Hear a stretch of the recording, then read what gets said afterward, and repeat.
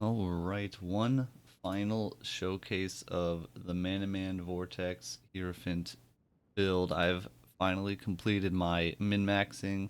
It's not like literally the best things that I could possibly have, it's just the stuff I was going for. Um, I've got all my rares rolled up what I wanted them. I got corrupted gloves. My mercenary is in everything I wanted him to be in. So I'll go over the mercenary in a second. My gear and stuff will all be on the POB, which I have slightly updated again. It has I have one with my current setup and all that, and some of the changes that I've done. Like I've got the tattoos in it now that I had planned for, just didn't put in the POB. It has 3 rune grafts, but they don't really work in POB. You can see this says rune graft to the gem craft, but it still just shows the 5 flat mana regen. So those are in the config. There's some other stuff in here. I've tried to get as much of the stuff kind of that mattered at least that I could. So I had to put the rune grafts in the config. I'm giving myself 33% less damage. This is to account for the fact that when you have a mercenary, unique monsters have 50% more life. So in terms of like, what type of DPS it would feel like you had for the boss's HPs moving, this is to counter that.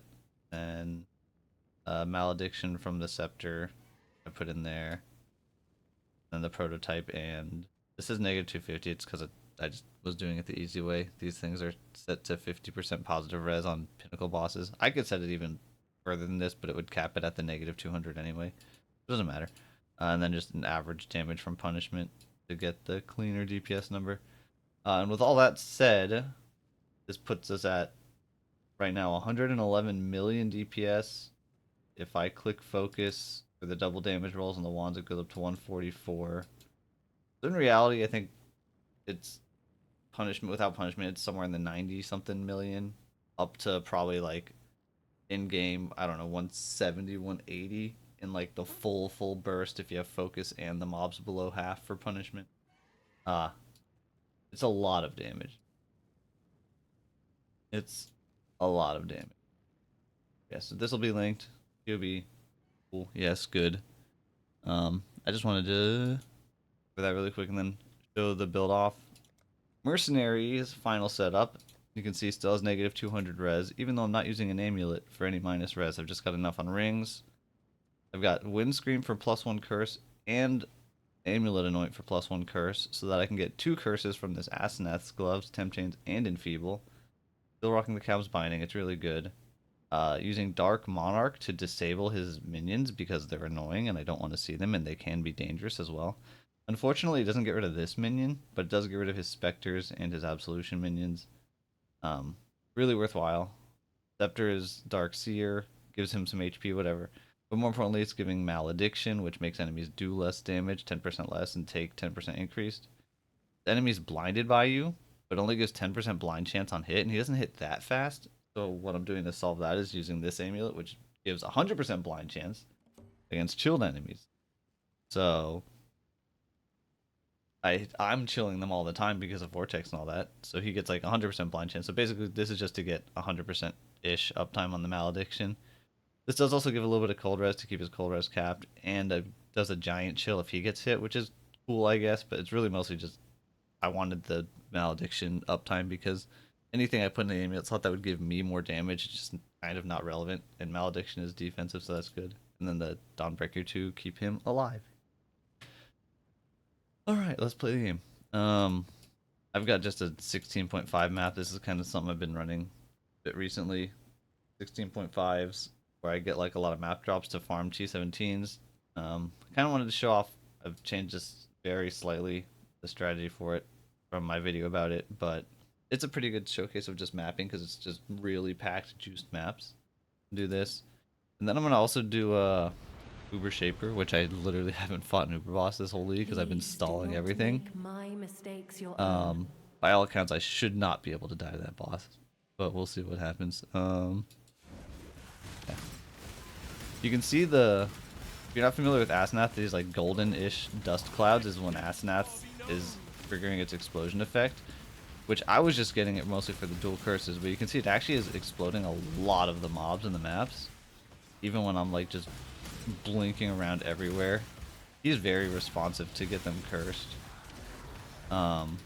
which I was surprised by. I don't know that it's doing very much damage. It might be. It's hard to tell.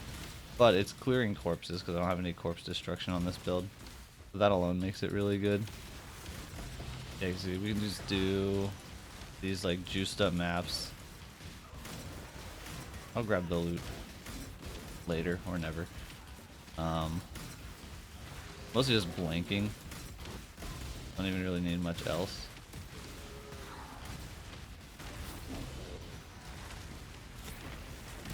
Yeah, one thing on this strategy that I changed, I grabbed the nodes for the boosted crimson veins. It gives them extra little pustule things, whatever these are.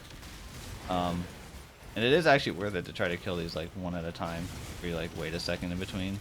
These do drop a bit of extra maps. It's pretty nice.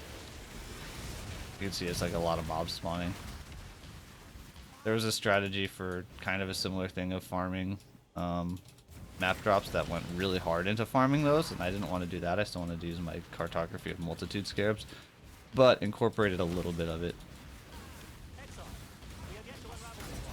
To just utilize some of that value for the crimson veins. Pretty nice.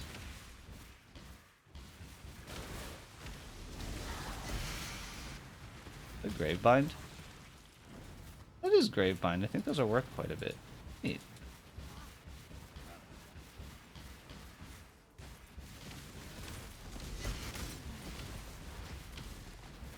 Approach, challenger.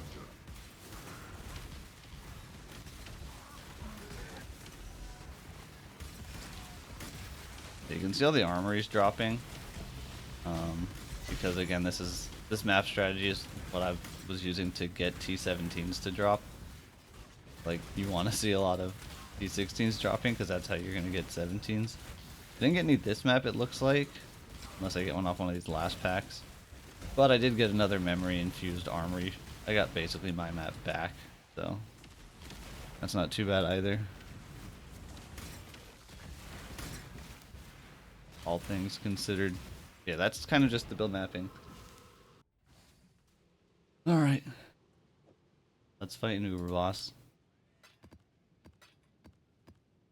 Put this on. Put this flask on. I'll totally remember to use it. I was going to put Frost Shield in for bossing instead of Vol Discipline, but I've thought about it more. I'm going to change my mind. I don't know. I don't think I need it.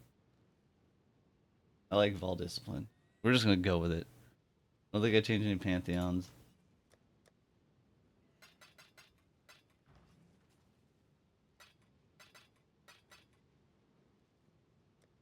Should go really easily. But also I won't be able to see anything. Which is what gives me my main cause of concern. I kind of have to be overpowered enough to make it trivial. Because I won't be able to see. Because Vortex.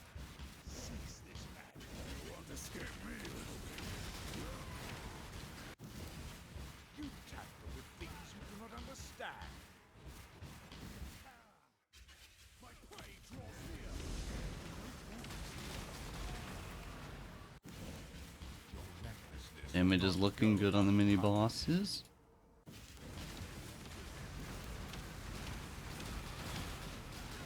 Yeah, see, this is a preview of what the screen will look like on Shaper.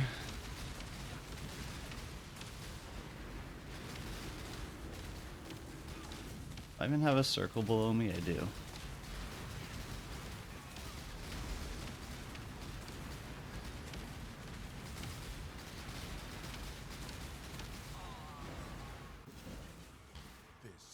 Final warning. Alrighty. Leave or perish. YOLO. You force my hand again, little mouse. So you've chosen the side of chaos. This is my world, and you shall obey my order. Let his power be known.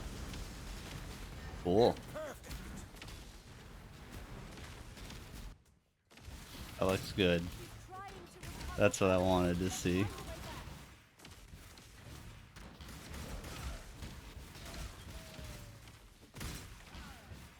Now let's just do that 2 more times.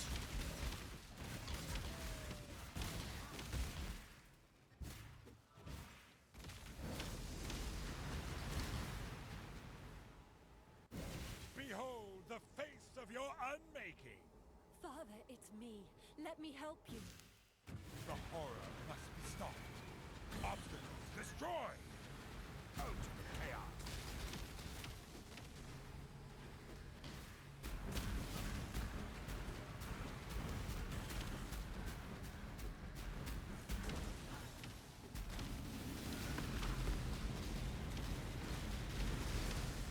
Substantial.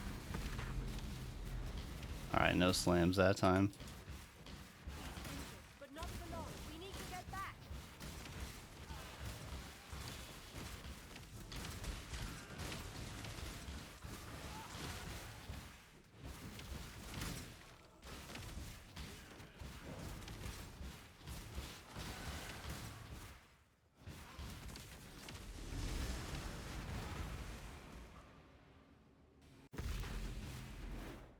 These memories are mine.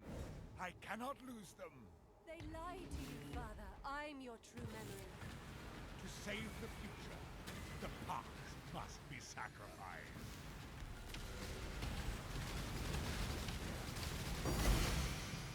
Nice. Cool. Irrelevant. Alright. That went well. Anyway. That's the build. Now I will move on to whatever my next build is going to be, which I'm going to figure out today. I don't know what it is yet. I got to figure it out. But yeah, build success. Very cool. Thanks for watching. See ya.